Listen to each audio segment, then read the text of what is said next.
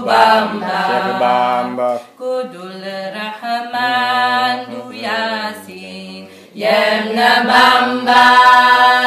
Dajenare Wibonale Si Bamba Uyagrigan Lemanman Wayu Bamba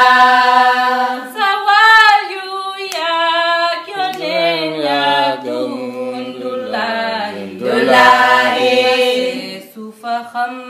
ku Yemni Sheikh Bamba Dajenare Wibonale Si Bamba Uyagrigan Lemanman Wayu Bamba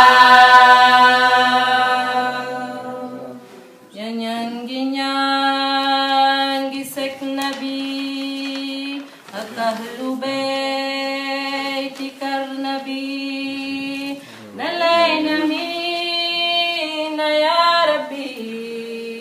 Sibar ke Bamba jorinya Nyanyan gisek Nabi Akahlu baitikar Nabi